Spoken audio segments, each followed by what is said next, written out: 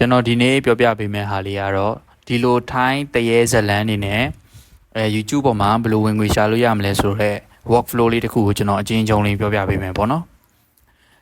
ကျွန်တော်တို့ဒီမှာပေါ့နော် YouTube မှာ Thailand horror story ဒါမှမဟုတ်လဲ Thailand ghost story ဆိုပြီးရိုက်ရှာလိုက်ရင်ဒီလို channel တစ်ခုမဟုတ်နှစ်ခုကကြာလာလိမ့်မယ်ပေါ့နော်ဒီမှာပေါ့နော်ဒီမှာဒီလိုကြားတော့ကျွန်တော်ဝင်ပြီးသားကိုကျွန်တော်ပြတာပေါ့နော်ရိုက်ရှာလိုက်ရင်မကြီး Thailand ghost story ဆိုပြီးရိုက်ရှာလိုက်ရင်ကျွန်တော်တို့အတွက်ဒီမှာဒီလို channel ပုံစံမျိုးကကြာလာမယ်ပေါ့နော်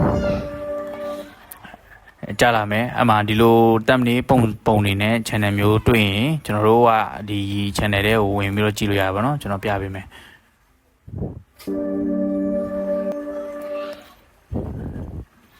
ဒီမှာ Thailand ghost story Thailand ghost story ဆိုပြီးရိုက်ရှာလိုက်ရင်ဒီမှာအများကြီးတော့ကြာမယ်ပေါ့နော်အဲ့ဒီမှာကိုကလိုက်ရှာအောင်ပါဗျဒီလိုဟာတွေလည်းမဟုတ်ဘူးဒီလို AI နဲ့ထုတ်တာပုံတွေ AI နဲ့ထုတ်တာတဲ့ပုံတွေနဲ့ edit လုပ်ထားတဲ့ video တွေလည်းမဟုတ်ဘူး animation ကိုမှကြာနာလုပ်ထားတဲ့ဒီလိုထိုင်းတရေဇာတ်လမ်းတွေပေါ့နော်ဒီမှာဒီလိုဟာလေးတွေတွေ့ရင် 3D ဆိုပြီးရှိတယ်ပေါ့နော်အဲ့လိုနာမည်လေးအဲ့လိုစာလေးနဲ့ video လေးတွေ့ရင်ကျွန်တော်တို့ကနှိပ်ပြီးတော့သူတို့စီက video ကိုကျွန်တော်တို့သုံးလို့ရတယ်ပေါ့နော်ဒီမှာဆိုရင်ဟုတ်တယ်ဒီလို channel တွေရှိတယ်ဗျဒီလို channel ရဲ့ video တွေနဲ့နောက်ပြီးတော့ဒီလို channel ရဲ့ video တွေကိုကျွန်တော်တို့ကယူသုံးလို့ရတယ်ပေါ့နော်ယူသုံးပြီးတော့ edit လို့ရတယ်ပေါ့နော် edit ပြီး content ဖန်တီးအတန်သွင်းပြီးတော့ video တစ်ပုဒ်ကျွန်တော်တို့ပြန်ပြီးတော့တင်ဆက်လို့ရတယ်ပေါ့နော်ဒီ channel တွေကနေဒါယူမယ်ဆိုရင်သူများ video ကိုကျွန်တော်တို့ယူတဲ့ပုံစံမျိုးပေါ့နော်အဲ့လိုယူတဲ့ပုံစံမျိုးဆိုတော့ကျွန်တော်တို့ကသူတို့နောက်ဆုံးတင်လာတဲ့ဒီမှာကြီး latest ဒီလိုနောက်ဆုံးတင်လာတဲ့ဒီလို1 day ago 2 day ago 1 month ago 2 month ago video တွေကိုကျွန်တော်တို့ကမယူဘူးပေါ့နော်မယူဘူးသူတို့ဟိုအရင် channel စထောင်တော့ကတင်ခဲ့တဲ့ video လွန်ခဲ့တဲ့4နှစ်5နှစ် video ကိုကျွန်တော်တို့ဒီအပေါ်မှာlatest popular oldest latest ဆိုတာနောက်ဆုံးတင်ခဲ့တဲ့ဟာပေါ့နော် popular ဆိုတာတော့သူတို့ရဲ့ channel ရဲ့ view အများဆုံး video ကနေစပြပေးမှာပေါ့နော် oldest ကတော့သူတို့ channel စထောင်တဲ့အချိန်မှာ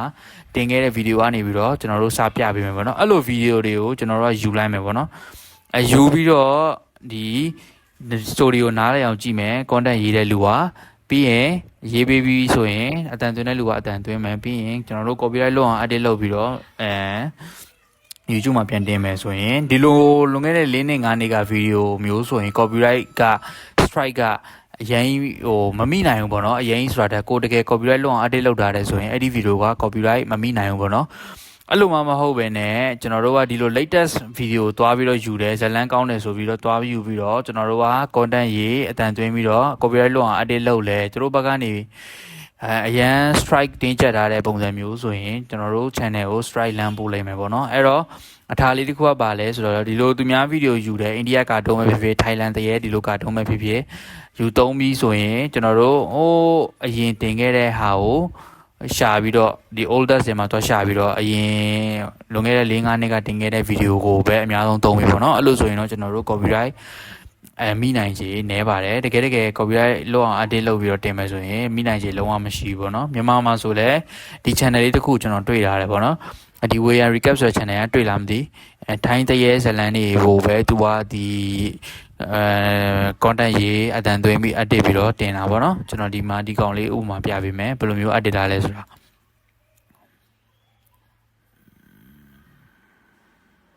ိုးတဲ့ကိုဝန်လာခဲ့တာဖြစ်ပြီးတရားကျင့်ကြံတဲ့ခရီးကိုစတင်ထွက်ခွာတော့လာခဲ့ကြပါတယ်ဆရာတော်ဦးစောတိကကတောထဲမှာဝါရွန်းကာလဒရွန်းလို့တွေ့လားအခုနောက်တွေ့လားဆရာတော်ဦးစောတိကဆိုတဲ့ဒီ scene ကပေါ့နော်ဒီရုပ်ကနှစ်ခါဖြစ်သွားတယ်တွေ့လားတော့မသိဘူးပြန်ပြပေးမယ်တောထဲကိုဝန်လာခဲ့တာဖြစ်ပြီးတရားကျင့်ကြံတဲ့ခရီးကိုစတင်ထွက်ခွာတော့လာခဲ့ကြပါတယ်ဆရာတော်ဦးစောတိကက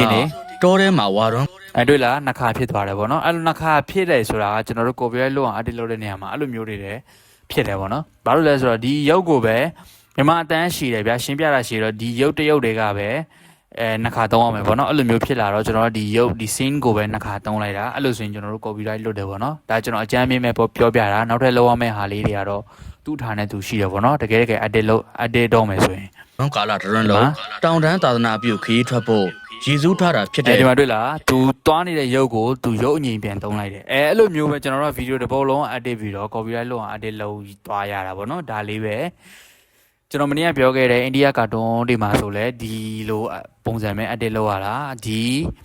ထိုင်းသေးတွေမှာဆိုလဲဒီလိုပဲ edit လုပ်ရတာပေါ့နော် edit ကိုဘယ်လောက်ကိုက PPE လုံးနိုင်မလဲအဲ့လောက်ထိကိုယ့်ရဲ့ channel ကကြီးလို့ကောင်းပြီးတော့ copyright လုံးဝမမိဘူးပေါ့နော်ဒီလို flow လေးပဲသွားတာပေါ့နော်ဒီမှာဆိုရင်ဒါတွေကကြတော့ဒါသူကိုပိုင်ဖန်တီးထားတဲ့မြန်မာက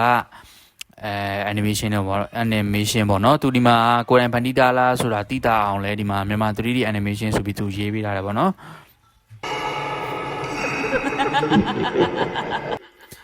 လုံးဝကိုပြီးပြင်ပါတယ်သူတို့ကြတော့ဒါကိုယ့်နဲ့ကိုယ်ဖန်တီးတာဖြစ်တဲ့အတွက်သူများစီကမယူတော့ copyright လုံးဝ edit လုပ်ချပါညာအဲ့လိုမျိုးတွေတော့မလို့ပေါ့နော်ကျွန်တော်တို့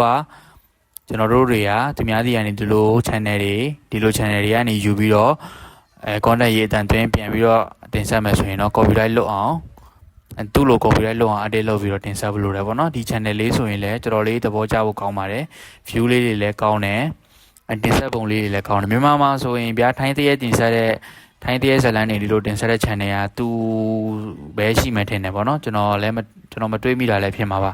ဒါပေမဲ့ဘယ်လိုပြောမလဲသူကအောင်မြင်ဆုံးပဲပေါ့နော်သူပဲရှိတယ်သူပဲအောင်မြင်ဆုံးလက်ရှိမှာဖြစ်နေတယ်ပေါ့နော်အဲ့တော့ဒီလိုထိုင်းတရက်ဇလန်းနေနဲ့လည်းကျွန်တော်တို့ကဝင်ငွေရှာလို့ရပါတယ် work flow လေးတစ်ခုကျွန်တော်ပြောပြပေးတာပါအားလုံးနားလည်မယ်လို့ထင်ပါတယ်ကျွန်တော်တင်တန်းမှာတော့ကျွန်တော်အကျယ်တဝင်းရှင်းပြထားတယ်ပေါ့နော်ဒီဗီဒီယိုတစ်ပုဒ်ကိုဘယ်လိုမျိုး update ရလဲဆိုတာပါကျွန်တော်တင်တန်းထဲမှာပြောပြပေးထားပါတယ်ကျွန်တော်ဒီမှာဆိုရင်ကျွန်တော် client ကို service ပေးထားတဲ့ဗီဒီယိုလည်းရှိတယ်ပေါ့နော် client သူ့ channel မှာသူတင်တာပေါ့နော်ဒီမှာကြည့်လိုက်မယ်ပေါ့နော်ဒါထိုင်းတရက်ဇလန်းကိုကျွန်တော်တို့က content ပြန်ရေးဒါမူရင်းဒီမူရင်းကိုရေးတဲ့ content ရေးတဲ့လူကနားလည်အောင်ကြည့်တယ် content ရေးတယ်အတန်သွင်းတဲ့လူကဒီမှာကြည့်အတန်လေးသွင်းပေးတယ်ကျွန်တော်အဲ့ဒါကိုပြန် edit တယ်မကြည့် တရေမြို့တော်နဲ့တရေရွာ